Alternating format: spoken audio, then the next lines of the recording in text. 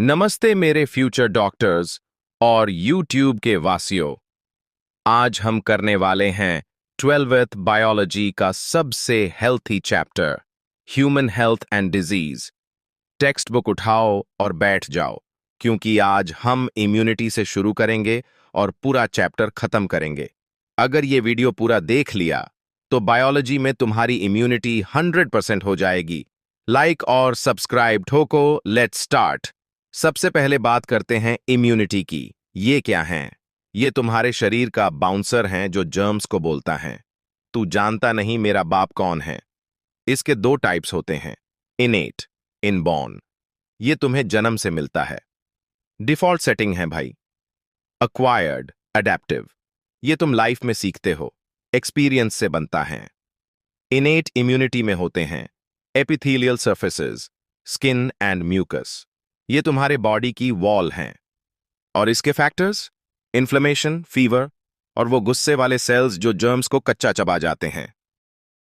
अब आती हैं अक्वायर्ड इम्यूनिटी। इसमें दो फ्लेवर्स हैं। एक्टिव, जब तुम्हारी बॉडी खुद मेहनत करके एंटीबॉडीज बनाए, लाइक खुद जिम जाके बॉडी बनाना। पैसिव, जब रेडीमेड एंटीबॉडीज मिल जाए, लाइक फिल्टर लगा के फोटो एडिट करना। और हां, वैक्सीनेशन भी इसी का हिस्सा है। वैक्सीन क्या है? बॉडी को प्रैक्टिस मैच करवाना ताकि रियल मैच इन्फेक्शन में हम जीत सके। दोस्तों, हमारी बॉडी की आर्मी के दो सबसे बड़े हीरोज हैं, बी लिम्फोसाइट्स और टी लिम्फोसाइट्स। बी सेल्स ये हैं हमारे वेपन मैन्युफैक्चरर्स। ये एंटीबॉडीज बनाते हैं। ये जर्म से दूर खड़े रहकर मिसाइल्स, एंटीबॉडीज छोड़ते हैं। इसे कहते हैं ह्यूमरल इम्यूनिटी। टी सेल्स ये थोड़े एक्शन हीरो टाइप हैं। ये सीधा दुश्मन से भिड़ जाते हैं। इनका काम है सेल मीडिएटेड इम्यूनिटी। ये दुश्मन को पहचानते हैं और बाकी सेल्स को ऑर्डर देते हैं कि दुश्मन को मारो। अब देखते हैं ये मिसाइल यानी एंटीबॉडी दिखती कैसी हैं। इसे इम्यूनोग्लोबुलिन भी कहते हैं। इसका शेप वाई जैसा होता है। इसमें टोटल 4 पेप्टाइड चेन्स होती हैं। 2 हैवी, अरे मीन्स लंबे वाले, और 2 लाइट मीन्स छोटे वाले। इसलिए इसका फॉर्मूला है H2O2। ये चेन्स आपस में SS डाई सल्फाइड बॉन्ड्स से जुड़ी होती हैं, जैसे फेविकॉल का मजबूत जोड़।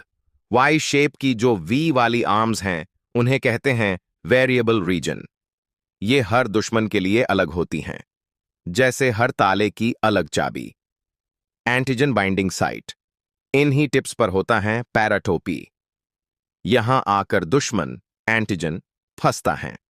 अब होता है असली खेल, formation of antigen antibody complex. दुश्मन के पास होता है एपिटोपी, एक निशान, और हमारी एंटीबॉडी के पास है पैराटोपी। जब ये दोनों मिलते हैं तो बनता है एक कॉम्प्लेक्स। इसे दुश्मन इमोबिलाइज हो जाता है, मींस हिल नहीं पाता। फिर हमारी बॉडी के बाकी सेल्स आते हैं और उस दुश्मन को पेल देते हैं। इस प्रोसेस को टेक्स्ट बुक में एग्लूटिनेशन या ऑप्सोनाइजेशन भी कहा गया है। दोस्तों, कार्ल लांडस्टाइनर नाम के एक बड़े साइंटिस्ट ने बताया कि सबका खून एक जैसा नहीं होता। हमारे आरबीसी रेड ब्लड सेल्स के ऊपर कुछ टैग्स होते हैं जिन्हें हम एंटीजेंस कहते हैं। इसी बेसिस पे बनते हैं 4 ग्रुप्स। ग्रुप ए, इसके आरबीसी पे ए एंटीजन है। ये बी वालों को दुश्मन समझता है और उनके खिलाफ बी एंटीबॉडीज रखता है। ग्रुप बी, इसके पास बी एंटीजन है। इसका दुश्मन ए है तो इसके पास ए एंटीबॉडीज होती हैं। ग्रुप ए बी, ये हैं असली पार्टी एनिमल।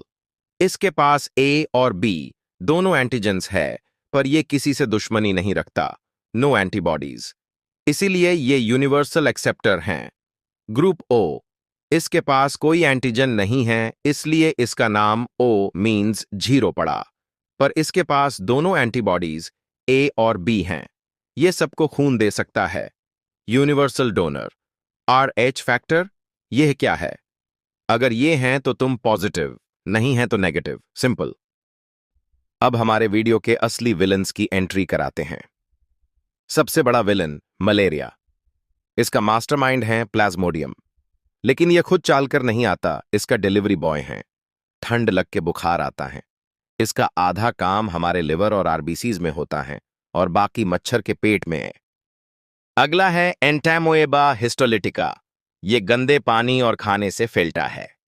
सिम्टम: पेट में क्रैम्प्स आते हैं और स्टूल में ब्लड या म्यूकस फ्री। की टिप: बाहर की कचौरी खाने से पहले देख लो कि मक्खी ने वहां पार्टी तो नहीं की थी, क्योंकि वही इसकी कैरियर हैं। अब मिलते हैं वर्म्स से। Ascariasis, Ascaris लम्ब्रिकॉइड्स roundworm. ये इंटेस्टिनल पैरासाइट हैं। बच्चों, मिट्टी में मत खेलो वरना ये पेट में कबड्डी खेलेंगे। फिलारियसिस एलिफेंटियासिस, इसमें पैर हाथी जैसा बन जाता है। लिम्फेडीमा। स्ट्रेप्टोकॉकस प्न्यूमोनियाई, ये लंग्स के एल्वियोलाई में पानी फ्लूइड भर देता है, जिससे सांस लेने में तकलीफ होती है। इन विलन्स से बचने का एक ही तरीका है, पब्लिक पर्सनल हाइजीन। पानी उबाल के पियो। टाइफॉइड और अमेबायसिस से बचने के लिए मच्छरदानी लगाओ, मलेरिया एंड फिलारियासिस से बचने के लिए। अब आते हैं चैप्टर के क्लाइमैक्स पर। कैंसर कोई बाहर का दुश्मन नहीं है दोस्तों। हमारे नॉर्मल सेल्स में एक प्रॉपर्टी होती है, कॉन्टैक्ट इनहिबिशन, यानी जब वो दूसरे सेल से टकराते हैं तो बढ़ना बंद कर देते हैं। कैंसर सेल्स ये रूल तोड़ देते हैं।